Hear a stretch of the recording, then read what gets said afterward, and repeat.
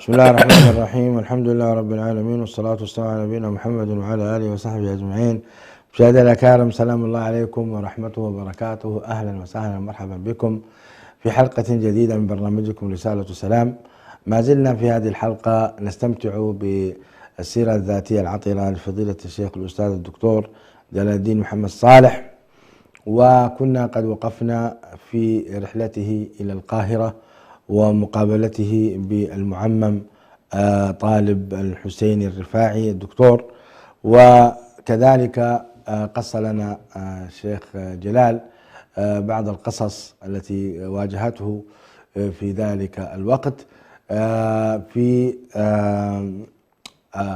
من أحد زملائه الذين يعني كانوا قد تشيعوا، واسمه سعد رستم، ثم عاد إلى الحمد لله واعتنق السنة من جديد.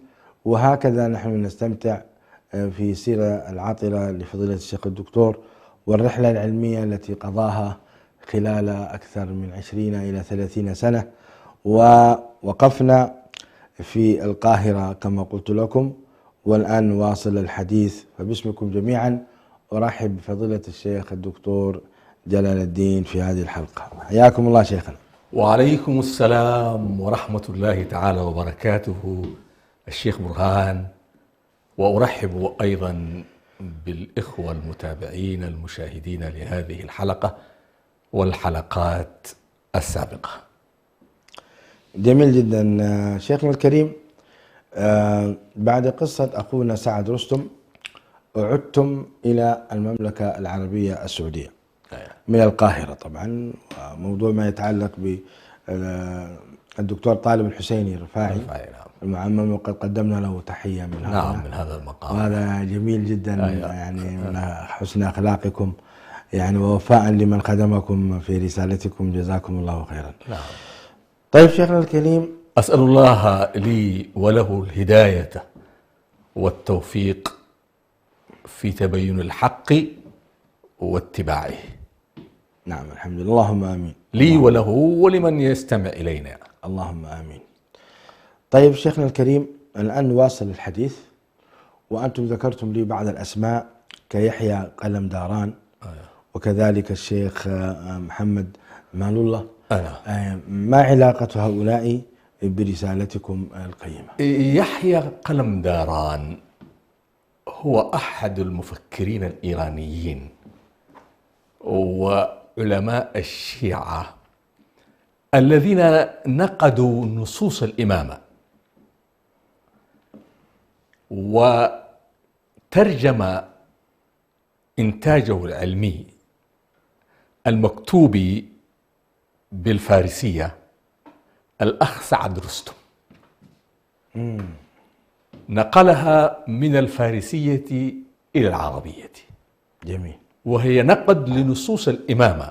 سعد رستم أين التقينا به؟ سعد رستم حدثتك عنه. أيوة.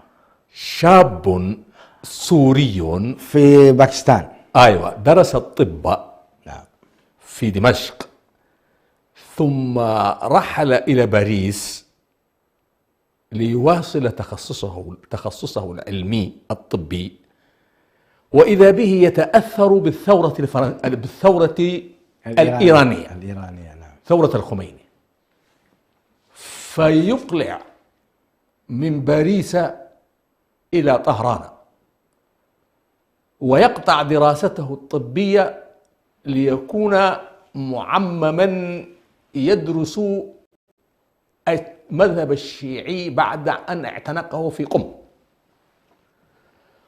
وحكى لي قصته لأنني قابلته في كراتش، وهنالك في قم وقف على كتاب منهاج السنة النبوية لشيخ الإسلام ابن تيمية، فقرأه والتهمه ووجده أقوى ما كتب في نقد وإبطال معتقدات الشيعة، في نقد ونقض بالدال. النقد بالدال هو للتصويب، نعم، والنقد بالإبطال. نعم.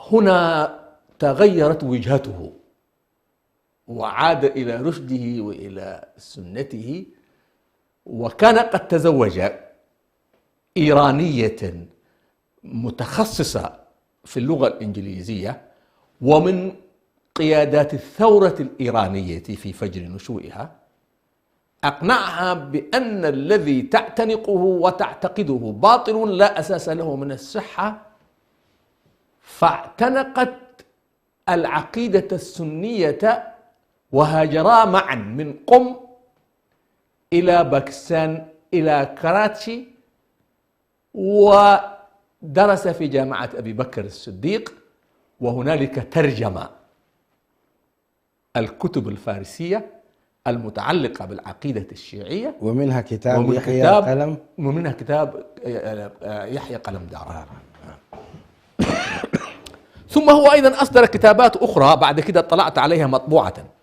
جميل. هو نفسه سعد رستم أصدر كتاب، لا أدري ربما يكون هو في طيب، هذا الرجل يعني. يحيى قلم داران أحد المفكرين الإيرانيين الذين انتقدوا المذهب الإيراني؟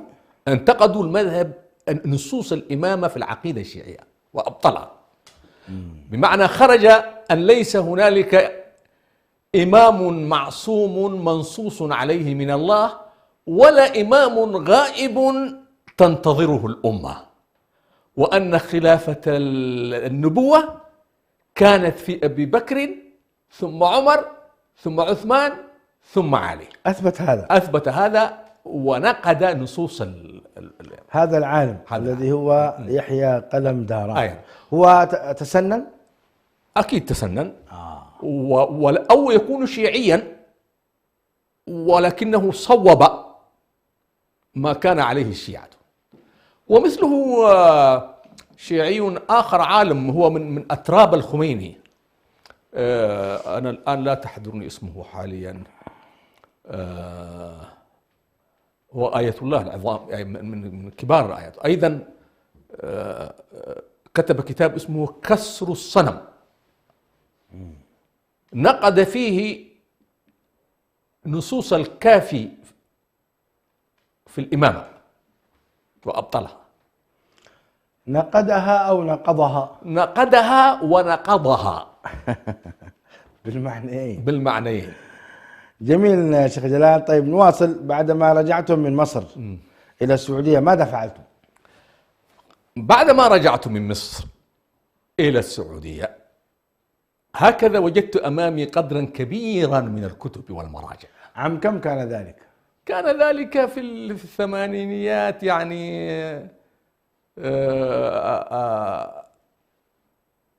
أنا تخرجت من الكلية 84 وبعدين دخلت 85 الدراسات العليا، كان 86 87 1987 87 تقريبا. جميل. ووجدت أمامي كتبا وأصبحت أنكب في قراءتها وفي تدوينها. ويومها كان من مناهج البحث، عندما درسونا مناهج البحث، طبعا وقتها ما كانت أجهزة الكمبيوتر وكذا قد ظهرت، وإنما الطباعة كانت على الآلة الكاتبة. نعم. أيضا أمور البحث لم تتطور بهذا الشكل الذي تطورت إليه لاحقا الآن. فكان يدرسوننا في مادة مناهج البحث هنالك بطاقات بحث على شكل مستطيل أو على شكل مربعات، وهي مختلفة الأحجام. فكانوا يدرسوننا كيف تنقل المعلومة من المصدر وتوثقه. هناك طريقتان. الطريقة الأولى أن المرجع الذي ترجع إليه تأخذ منه كل ما يتعلق برسالتك بغض النظر عن الفصول في الخطة الدراسية. في خطة البحث لها فصول، الباب الأول الفصل كذا والفصل كذا، فلا تلتزم أنت بكل فصل على حدة، وإنما كل ما يتعلق ببحثك تنقله. ويقولون فائدة هذه الطريقة أنها تجعلك لا ترجع للكتاب مرة أو مرتين. خلاص أنت نقلت منه كل ما يتعلق من الفصل الأول أو من الباب الأول إلى الباب الأخير، إذا مسكته وقرأته يعني. وقرأته أيضا. نعم. فتنقل منه وتدون في بطاقة. عندما تدون في البطاقة البحثية تكتب الكتاب، اسم الكتاب، اسم المؤلف، دار النشر، تاريخ النشر، الجزء، الصفحة. فهذا بالتوثيق. ذكر دار النشر والكتاب معلومات هذا يعينك في كتابة عند كتابتك المصادر المفاهيم. نعم. مراجع. هذه طريقة. الطريقة الثانية أن تلتزم بالكتاب فتقرأ عن الفصل الأول، مواضيع التي كتبتها في الفصل الأول، فتنقل منه كل ما يتعلق بالفصل الأول، وهذا معناه ستعود إليه مرة أخرى الفصل الثاني، وتعود إليه مرة ثالثة. هذا فأنا اتبعت الطريقة الأولى وأحيانا أخالفها، فأحيانا لا أعود إليه مرة ثانية باتباع الطريقة، أنقل منه كل ما يتعلق، وأحيانا أعود إليه بطريقة. المهم لم ألتزم طريقة بعينها يعني. جميل. وجمعت مادة علمية. يقولون في منهج البحث العلمي بعد جمع المادة العلمية يأتي فرزها، كل بطاقات فصل تجعلها على حدة، ثم يأتي صياغتها، تصوغها بأسلوبك، وتحليلها، ثم يأتي تحليلها، تحلل ما كتبته، تناقشه، تكتشف نقاط الخلل والضعف فيه، وترد عليه بأدلة. ويجب في كتابة البحث العلمي أن تتجرد من عواطفك وانتماءاتك، وتكون أسير الحقيقة تقودك هي ولا تقودها أنت مسبقا وتخضعها لعواطفك. تكون موضوعيا، والموضوعية معناها أن الشيء منفصل عن ذاتك، فتنظر إليه كما هو ليس كما تحب أنت. هذا الإنسان الموضوعي يتجرد من عواطفه، فتكتب وتحللها وتناقشها وتوثق كل معلومة، ولا تنسب إلى القائل قولا لم يقل به. ويشترط في الرسائل العلمية أن تكون المصادر أولية. هنالك مصادر أولية وهنالك مصادر ثانوية، ولا يمكن أن تعود إلى المصادر الثانوية وتترك المصادر الأولية ما لم يكن المصدر الأولي معدوما أو يشق عليك الوقوف عليه، فتنقل بواسطة ممن نقل منه، وهذا يسمى المصدر الثانوي. وأيضا يجب أن تقوي من لغتك العربية حتى لا تكرر مفردات بعينها، فهذا عيب يعني. كل مرة الكلمة تغير هنا، لأن اللغة العربية ثرية ومليئة بالمترادفات. فإذا استعملت كلمة هنا مثلا آبا استعملتها هنا، لا تستعملها في كل مرة في كل تقول عاد بدلها ورجع وهكذا يعني، حتى لا يمل القارئ، وحتى تكون لغة الكتابة لغة جيدة وماتعة. طبعا الرسائل العلمية عادة يعني تحال المدققين اللغويين. أيوة. فيدققونها لغويا. أيوة. وأيضا يدققونها صياغة. نعم ويدققونها صياغة. وكان أستاذنا الدكتور أكرم ضياء العمري حفظه الله ورعاه كان يدرسنا مادة مناهج البحث، ومما كان يوصينا به أن نكثر من قراءة كتب الأدب، ومن ذلك كتاب وحي القلم إيه للمنفلوطي. للمنفلوطي وليس للصادق الرافعي، للمنفلوطي. صحيح. نعم. فكنا نقرأ كتاب من وحي القلم حتى نحسن ونجود من قدرتنا على الصياغة وعلى الكتابة وتحسين جودة الأداء الأدبي.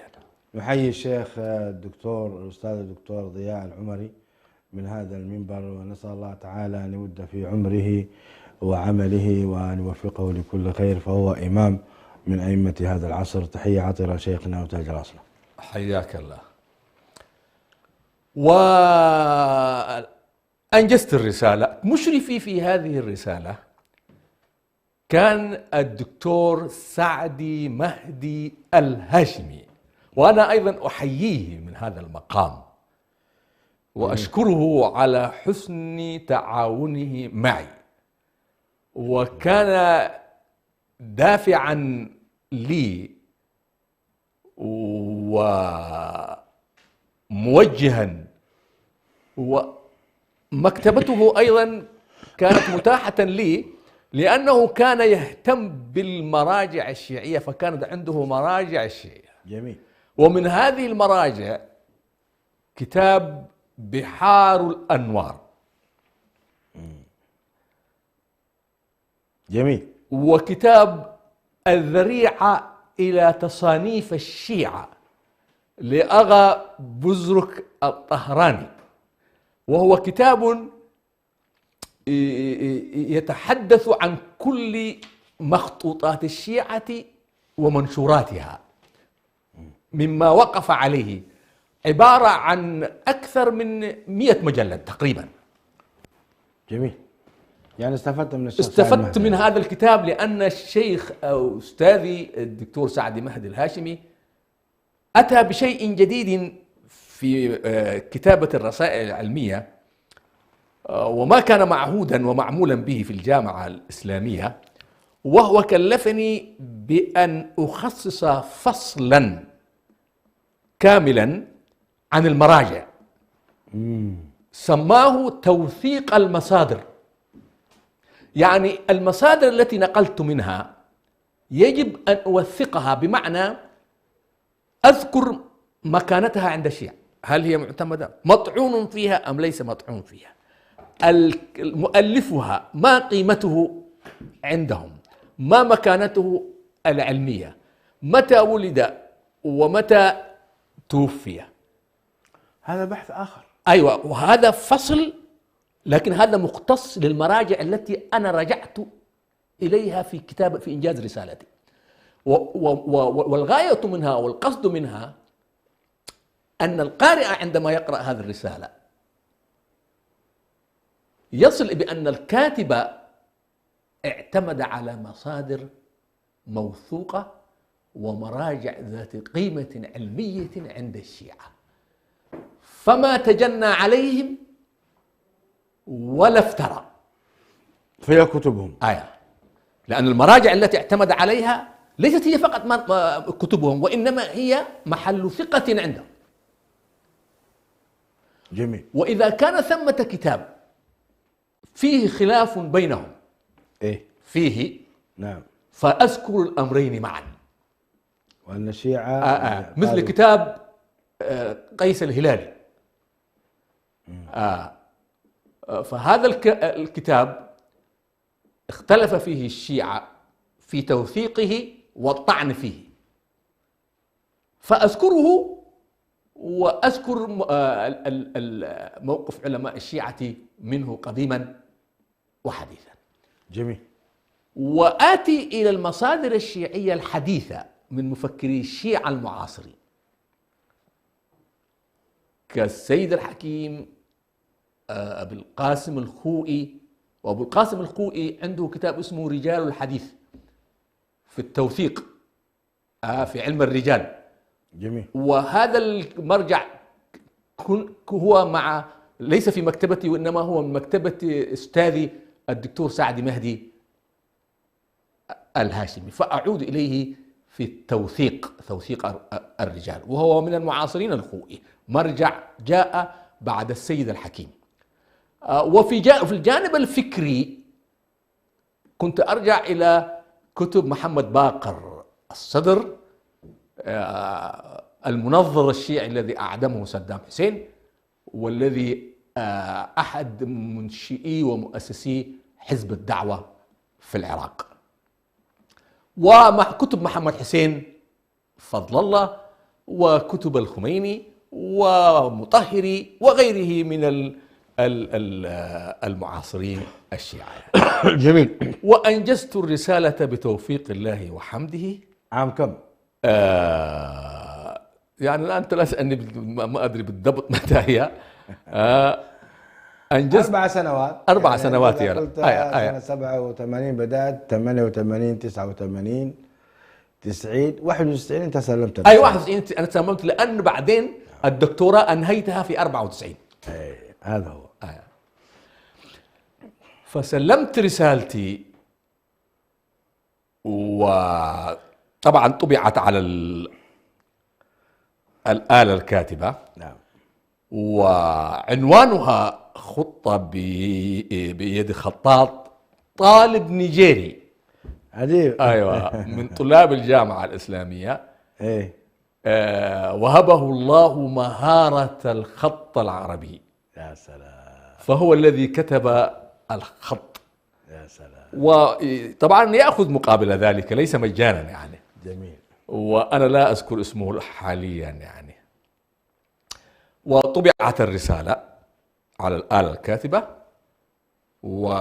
طبعا طبعت نسختين أو 3 للمناقشين. أيوة، أول تطبع ثم يجيزها تقرأها على المشرف، والمشرف يطلع عليها الاطلاع النهائي ويبدي وجهة نظره فيها، ولا تطبعها إلا بعد أن يوقع لك هو.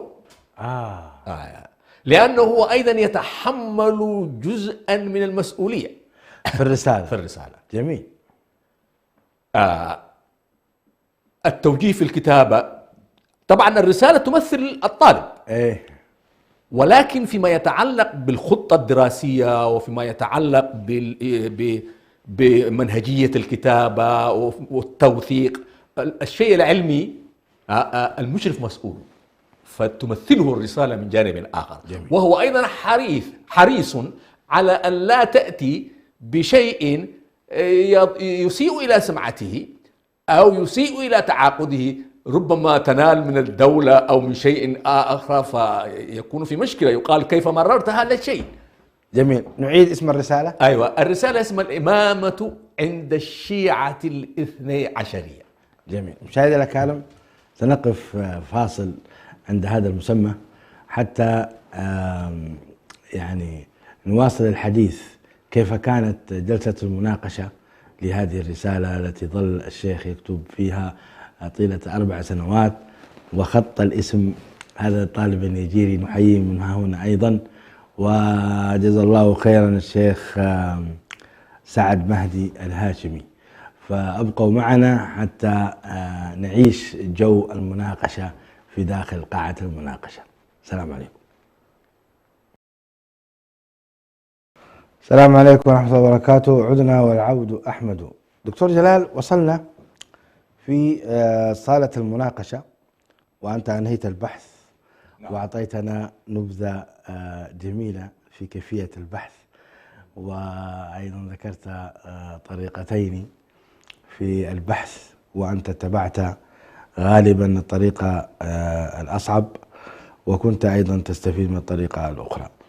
ثم ذكرت أنك استفدت كثيرا من كتب الشيخ سعد مهدي الهاشمي جزاه الله خيرا، وأنهيت الرسالة التي طبعت بالآلة الكاتبة في ذلك الوقت، واطلع عليها الشيخ مهدي ووقع عليها، ثم قدمت. أكمل منها. نعم، سلمت الرسالة بعد تسليم في وقتها لم تتأخر. لم أتأخر. جميل. ولم أطلب تمديدا. يا سلام. لأن بعض الطلاب يطلبون تمديد لأنهم لم ينجزوا رسالتهم، فعندهم نظاميا يحق أن يمدد له عام. أيوة. ما شاء الله. أنا الحمد لله لم أطلب تمديدا، أنجزت الرسالة في وقتها المحدد نظاميا.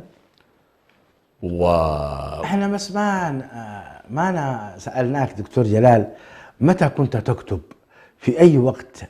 نعم. وأيضا يعني أفضل أوقاتك ودور الأهل معك. أيوة. يعني نعم. الزوجة حفظها الله. حفظها الله، يعني أم مصعب. أم مصعب واجب أن نذكرها في هذا المقام. نعم، جزاها الله خيرا. أم مصعب كانت معي. ولكني مرحلة أم مصعب هي مرحلة الدكتوراه. أنت ما كنت متزوج؟ أنا ما تزوجت إلا بعد إنهاء من رسالة الماجستير ودخولي مرحلة الدكتوراه. بالله. ففي هذا الباب أنا من مرجئة أهل السنة. رجعت الزواج متأخرا يعني. جميل. يعني أنت كنت طالبا متفرغا وأعزب. وكنت أسكن. أين كنت تسكن؟ في داخل الجامعة. في الوحدات السكنية الجديدة غير المهجع ألف ومهجع باء. كانت وحدات سكنية هناك لو تذكرها. أنا جيت وجدت مبنيين ضخمين. هذا اتركهم، المبنيين الضخمين 5 أدوار. اتركه. بعدهما كانت وحدات سكنية في الأمام، أمام الجامعة الإسلامية، في داخل الجامعة. داخل الجامعة الإسلامية، لكن بعد المبنيين الضخمين. نعم، مباني صغيرة وجميلة. نعم. أنت كنت ساكن فيها. هنالك كانوا يخصصون غرفة لطلاب الدراسات العليا. كل طالب دراسات العليا تخصص له غرفة لا يشاركه فيها طالب أحد. نعم. فأي وحدة كنت؟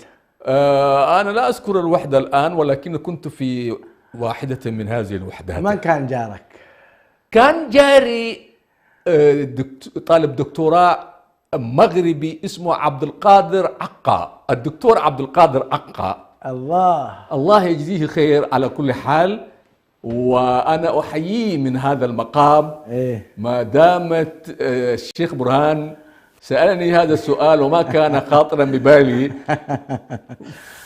أحيانا واحد ينسى هذه الأمور وسبحان الله. وهو كان يحضر رسالته الدكتوراه في أصول الفقه من خريجي كلية الشريعة في الجامعة الإسلامية.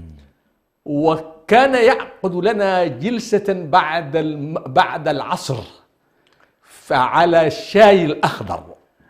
المغرب الأتاي. أيوة. شاي الأتاي. وكان بجواري طالب سوداني أيضا أحييه من هذا المقام، الأخ الدكتور أحمد بركات. ما شاء الله. الأخ الدكتور أحمد بركات وقتها أيضا هو كان طالب دكتوراه فيما أذكر والله أعلم، خريج اللغة العربية، كلية اللغة العربية، وكان يكتب رسالته في الأدب. ما شاء الله. فيما أذكر والله أعلم. ثم بعد تخرجه ذهب إلى كينيا، إلى شرق أفريقيا. لا أدري هل ما زال حتى هذه اللحظة في كينيا، أو ربما لا، مش كينيا، إلى تنزانيا. هل ما زال في تنزانيا في زنجبار أم في غيرها؟ المهم ذهب هنالك. يعني هو أخ سوداني اسمه أحمد بركات. وأذكر إحنا بعد العصر نلتقي عند الدكتور عبد القادر عقا المغربي على الشاي الأخضر الأتاي. ومنه حفظت هذا البيت كان يردده، وهو قوله: نعنع شاهيك لا خير في شاه إن لم يكن منعنعا. فأنا أحيي من هذا المقام وأسلم عليه. لا خير في شاهي، نعنع شاهيك لا خير في شاه إن لم يكن منعنعا. وبعد تخرجه جاء زائرا إلى لندن والتقينا في لندن. ما شاء الله. أين هو الآن؟ هو في المغرب الآن. يعني عبد القادر عقا. عبد القادر عقا، أحييه من هذا المقام. والحياة على كل حال تمر. طيب، هل كنت تحب تكتب في مكتبة الجامعة الإسلامية بحثك أم في بيتك؟ كنت أكتب في بيتي. في بيتك. أيوة. وكان الرفوف الجدران مملوءة بالكتب، وسريري كان على الأرض يعني. فأنام على الأرض والكتب متناثرة هكذا حولي يعني. وكيف كنت تكتب؟ أكتب بعد صلاة الفجر، أجلس وأشتغل إلى وقت الإفطار، فأذهب إلى المطعم الجامعة وتعرفه أنت يعني. وكنت أتناول فطوري الساعة 8 أو كذا، بعد أن أشتغل من بعد صلاة الفجر إلى 8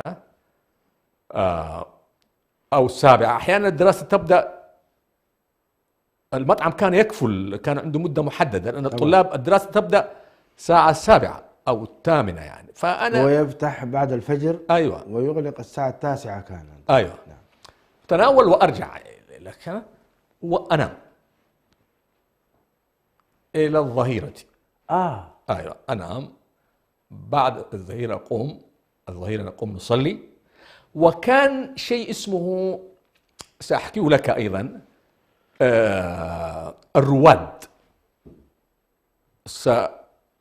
ذكرني بها، سأقص لك ماذا تعني كلمة الرواد، ماذا يعني هذا المصطلح.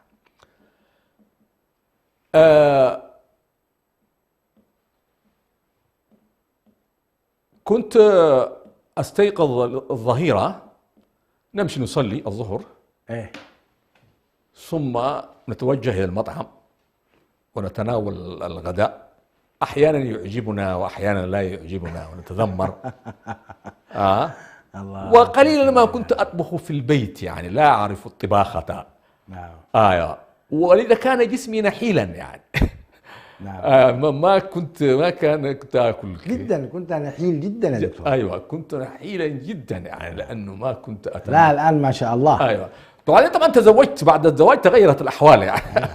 كنت نحيلا جدا أذكرك. أيوة، كنت بقامتك الطويلة. أيوة. وصلعتك الجميلة. أيوة، كانت الصلعة يعني. لا، الصلعة لم تكتمل بعد. كانت هنالك، كان الشعر نوعا ما موجود. اكتملت الصلعة على هذا النحو الذي هي عليه بعد وصولي إلى لندن يعني، حتى يراها المشاهدون. ما شاء الله. وكنت نحيلا. لا، أنا أذكرك بالصلعة. أيوة. أو جزء منها جزء منها لم تكتمل، جزء منها. ولكني كنت، لأني لا أطبخ لنفسي، وأحيانا المطعم لا كان أبو الجدايل لا يعجبني. أبو الجدايل كان هو الذي متعاقد بالجامعة. فكانت هذه معاناتي، وكنت يعني أتعب، كنت نحيلا. وحتى عاب علي أحد، وقال لي أحد الأخوة، قال يا أخي تاكل، وكان ينكت علي يعني. نعم صحيح. وأعود العصر، الظهر، ننام. فأنا ما كنت أنام، لأن أخذت حظي الكافي من النوم. تبدأ من بعد الظهر. أيوة. فتكتب حتى العشاء أكتب. أيوة. أكتب على العصر، ثم العصر نذهب إلى صلاة العصر، ثم بعد ذلك أرجع أكتب إلى المغرب، ثم بعد المغرب إلى العشاء، ثم بعد ذلك العشاء نذهب المطعم إذا لم أنزل إلى الحرم يعني. وأحيانا أنزل إلى الحرم. يقولون دائما الباحث تأتيه حالات وتمر عليه فترات يفتر فيها. صحيح. فلا بد إذن. أيوة. وفي هذه الحالة يجب أن لا يجهض نفسه، وأن لا يؤرق حاله، يكف عن الكتابة. خلاص. يأخذ استجمام. وقد تمر هذه الحالة أسبوع، أسبوعين. أيوة. يغلق عليك فيها، ما تكتب بالحال. أيوة. معقولة تمر هكذا يعني. خلاص، ما تنسد نفسك عن الكتابة. تنسد عن الكتابة، وخلاص تأتيك حالة من هذا النوع يعني. وكان ينصحنا أستاذنا الدكتور نور أكرم ضياء العمري، الله يذكره بالخير، في مادة مناهج البحث، أعطانا الكثير من التجارب. هو في مثل هذه الحالات لا تتعب نفسك يعني، ولا تضغط عليها. وكان يوصينا أن الأفكار تزور مرة واحدة وتزول فجأة، فعليك أن تدونها، ولهذا يجب أن يكون معك القلم والقرطاس دائما. يقول لنا أحيانا تأتيكم الأفكار وأنتم في دورات المياه. سبحان الله. أيوة، فيقول اكتب، هكذا كان يفعل السلف، يقولون يكتبونها. وأحيانا تأتيك وأنت تستحم، وأحيانا تأتيك وأنت نائم. فإذا جاءتك الفكرة في هذه اللحظات، كان السلف يقول يقومون الليل ويذهب ويكتب ويدونها. صحيح. ولا تهتم في هذه الحالة بالصياغة ولا باللغة، بس اكتب كده ثم ارجع ونم. بكرة صباح تكون ترتبها يعني. نعم، يا سلام. ففي الفترات التي يجيني فيها الفتور وعدم الإقبال على الكتابة، كان أخوة من كرن إريتريون من مدينتنا كرن، طلاب في المرحلة الجامعية، أستأنس بهم وآتي إليهم، وأهل كرن معروفون بالنكت والضحكات يعني، وأعيش معهم لحظات تاريخية جميلة وضحكات عن مدينتنا كرن وما كان يقال فيها من نكات يعني، إلى أن تعود في الحالة الطبيعية، ثم أبدأ واستأنف يعني.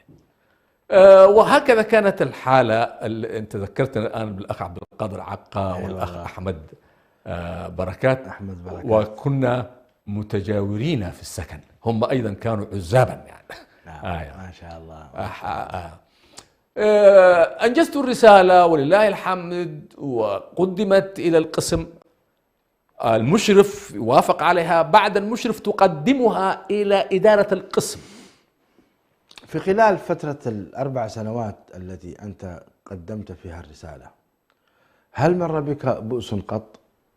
لا، لم يمر بي. لم يمر بؤس قط ولله الحمد. ولا فترة حزن ولا فترة حزن ولا كذا.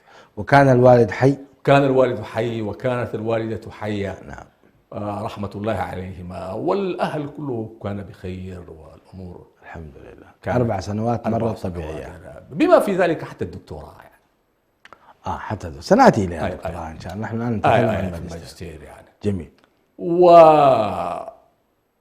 وتقدمها إلى المشرف، مشرف يوقع عليها، ثم تأتي بها إلى القسم وتسلمها للقسم. هنالك موظف مختص في القسم يستلم الرسائل المنجزة من الطلاب، وخلاص أنت الآن تنتظر موعد المناقشة.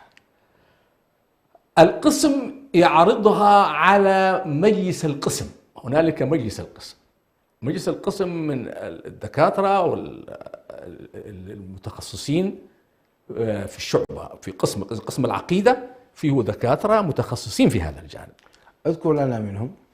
كان الدكتور علي ناصر فقيهي، الدكتور عبد الله الغنيمان، الشيخ عبد الله الغنيمان، ايوه، الشيخ عبد المحسن بن حمد العباد، واخرون يعني. الشيخ عبد المحسن العلامة الإمام حفظه الله ورعاه، أعتقد موجود. أيوة موجود. كان يحمل شهادة الدكتوراه؟ لا، ما كان من الشيوخ يعني. من خريجي حلقات التعليم. ايوه، ما شاء الله، رجل ممكن يعني. عالم. انت تعرفه انت؟ نعم، درست عليه. نعم، درست عليه. نعم، ودرست على ابنه ايضا. أيوة. عبد الرزاق. نعم، ما شاء الله. فتسلمها للقسم. القسم ضمن رسائل اخرى يعرضها على مجلس القسم. مجلس القسم هو الذي يحدد المناقشين الذين يتولون المناقشة حسب مواصفات معينة، عنده معايير في هذا الجانب، ويخصص أن فلانا سيناقش هذه الرسالة وفلان سيناقش هذه الرسالة. كان من نصيبي الذين أوكل إليهم أمر مناقشتي في رسالة الماجستير الشيخ عبد المحسن بن حمد البدر، ويعرف بالشيخ عبد المحسن بن حمد العباد. كان معروف لدينا العباد. البدر نشرها ابنه عبد الرزاق. أيوة نعم. أما المعروف لدينا هو العلامة عبد المحسن محمد العباد المحدث. أيوة. نعم، حفظه الله ورعاه. نعم. ونحيي شيخنا وإمامنا الشيخ عبد المحسن من هذه القناة. نعم. سلام الله عليكم ورحمته وبركاته شيخنا، حفظكم الله ونفعنا الله بعلمكم، بارك الله فيكم. نعم. والمناقشة الثاني كان الدكتور علي ناصر فقيه. نعم. وحددت موعد المناقشة وتشعر بهذا ويخرج إعلان. نعم، معروف، كنا معروف. نراه في لوحات الإعلان في المسجد وغيره. والمناقشة تبدأ مساء من بعد المغرب إلى العشاء. جميل. هل كانت مكتبة الجامعة موجودة في ذلك الوقت؟ نعم موجودة. وكانت قاعة المكتبة الفخمة. أيوة، كان النقاش في القاعة. القاعة كانت فخمة. أيوة فخمة، ويحضر الحضور ولا تزال ما شاء الله. ما شاء الله هي موجودة. نعم. وهكذا نقشت، استمرت المناقشة من بعد المغرب إلى العشاء. جميل. وكل دكتور يأخذ معك فترة، وطبعا تبدأ أنت، يقدمك المشرف. المشرف هو الذي يفتتح الجلسة المعتاد ويرحب بالحضور. نعم. وكذا ثم يطلب منك أن تقرأ مقدمة عرض رسالة، فقرأت مقدمتي. طبعا الحالة لازم نفسيا أنت تكون في حالة من التوتر وحالة من الخوف، لأنه أما هنا جمهور جالس يستمع، وهنا مشايخ كبار يناقشونك، وأنت لا تدري ماذا كتبت، هل هو صواب وأيضا هل ستؤتى الحجة في المناقشة أم لا تؤتى الحجة، توفق أم لا توفق على ما يطرحونه عليك من أسئلة وإشكالات في هذه المناقشة. والآن بعض الجامعات تركوا هذه الطريقة وأصبحوا يناقشون الطالب في دوائر خاصة، يعني في دوائر خاصة. نعم في دوائر خاصة، وكلمتين ثلاثة. أيوة. ويقولون لهم مبروك. أيوة. تجاوزت. أيوة. أما في وقتنا كان صعب. كنا نحضر. أيوة. مخيف فعلا. أيوة. موقف مخيف. أيوة. فتكون أنت قرأت الرسالة بشكل جيد، وتكون مهيئا، وتكون متوترا، ولكن الحمد لله لأنني كتبت في موضوع لم يطرق من قبل، وكان موضوع الوقت. كم أعطوهم وقت لقراءة البحث المشايخ؟ أنا لا أذكر كم أعطوهم، لكن هو لا يحددون لهم زمن، أظن أقصى زمن شهر، يعني أظن. يقرأ الرسالة وينقدها. أيوة، يقرأ الرسالة في منزله ثم يكتب عنها تقرير، هل تصلح للمناقشة أم لا تصلح للمناقشة؟ أيوة، قد لا تصلح للمناقشة. قد لا تصلح؟ أيوة. يقول هذا كلام فاضي. أيوة أنا لا أناقشه. أيوة. أو تصلح للمناقشة. أيوة. هذه مرحلة أيضا. أيوة مرحلة أيضا. أنا كنت أظن أنهم كلهم ملزمين بالمناقشة. لا. سواء كانت تصلح أو ما تصلح. لا، له حق الاعتراض، يقول هذه الرسالة لا تصلح، وأن تصل إلى القاعة. يعني فضلا من أن تناقش هناك، يعني مش معقول. أيوة. وهل هناك فعلا طلاب من رفضت رسائلهم؟ أنا لا أعرف، ولكن احتمال. وأحيانا بعض المناقشين وهم يعلمون أنها لا تصلح يسعدون بها إلى القاعة من أجل أن يكشفوا إذا كانت الأمر مسروقا. كان الطلاب بعضهم يسرقون أعمال غيرهم، يعني من أجل أن يكشف هذا الطالب، ومن أجل أن يكون عبرة لغيره من فيفضحونه أمام الناس. لا حول. وأحيانا تكون مشكلة بين المناقش ومشرف الرسالة، فيريد أن يحرج مشرف الرسالة. أيضا تكون فيها مكايدات بين الدكاترة البعض، يعني يتناطح فيها الثيران. نعم. ويكون الطالب هو الضحية، يعني ويقع فيها الفئران. نعم. فأنا موضوعي هو أول مرة يطرق في الجامعة الإسلامية، وكما حدثتك في بداية الحلقات عندما سجلت الموضوع، يجب أن تبحث في الجامعات العربية هل هذا العنوان بحث أو لا. فوجدت رسالة كتبت واحدة في دار العلوم، في دار العلوم في القاهرة. في القاهرة. أيوة. وأن البحث أيوة، وأن البحث مضى عليه 5 سنوات. إيه؟ وقد جدت أمور، ومنها ثورة الخميني وطرح ولاية الفقيه. فأنا سأضيف هذا الشيء. جميل. أيوة. فكانت الحمد لله يعني مكتوبة بشكل جيد، موثقة علميا، شيء جميل. بدأ النقاش. وبدأ النقاش، واستهل النقاش الشيخ عبد المحسن بن حمد العباد، وكان يتعجب مما يقوله الشيعة ويستغرب كيف يقولون هذا الأمر، لأنني أتيت فكان يقول لي اقرأ. إيه؟ حتى يسمع الجمهور وأنا أقرأ، فالناس يتعجبون كيف هذا. هل أحد عاقل يقول مثل هذا؟ نقولات عنهم. النقولات عنهم يعني. طبعا ستعطينا نبذة عن الرسالة. أيوة نعم. ستعطينا نهاية. أيوة. ثم ناقشني بعد ذلك الدكتور عناصر الفقيهي، وأذكر أبرز ما أخذه في هذه المناقشة: لماذا خصصت فصلا لتوثيق المصادر؟ هذا أمر خالفت فيه المنهج وما كان ينبغي أن تفعله، ولكني قلت هذه كانت وجهة نظر أستاذي، وتركت الأمر بين الشيخين يتناقشان يعني. والحمد لله بعد أن طبعا نحيي الشيخ الدكتور علي ناصر فقيه. نعم. وكان هو من علماء يعني المدينة المنورة، وكان الأمين العام أيضا للجامعة الإسلامية. كان أمين العام، وصل منصب الأمين العام للجامعة الإسلامية. بالله عليك. أنا وجدته فعلا في الجامعة، وكنت أستفتيه في بعض المسائل، حفظه الله ورعاه، ولا أدري هل هو الآن حيا أو ميتا.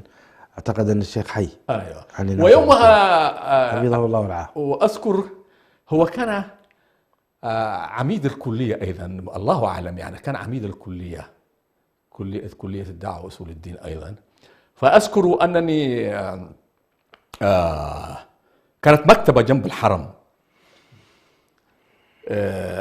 مكاتب تجارية، وقرأت فيها، وجدت فيها كتاب مطاعن سيد قطب في الصحابة والشيخ ربيع.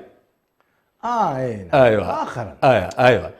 ووقتها أنا غضبت جدا يعني، وحزنت كيف يكتب. نعم، الله يهديه. أيوة. الله يهديه.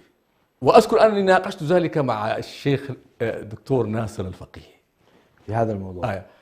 وهو كان يدرسنا الإيمان أيضا في مسألة المنهجية.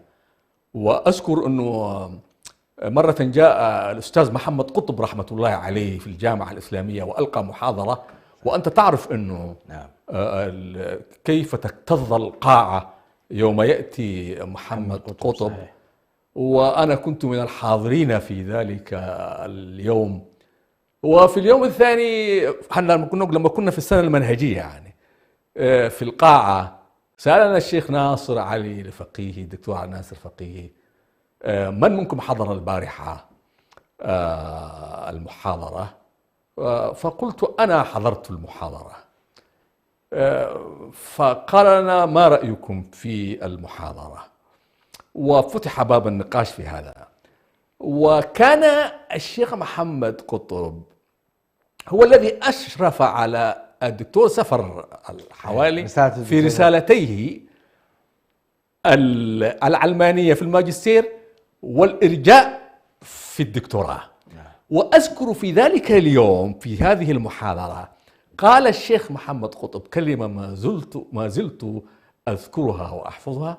قال: الإرجاء والتصوف خطان معارضان للنهج الإسلامي السليم والفهم السوي للعقيدة الإسلامية. يا سلام يا سلام. رحم الله رحمهم الله الشيخين الجليلين سيد قطب ومحمد قطب. نعم. نحييهما أمواتا من هذه القاعة، فرحمة الله عليهما وعلى ما قدما من خير كبير للأمة الإسلامية. تحية عاطرة.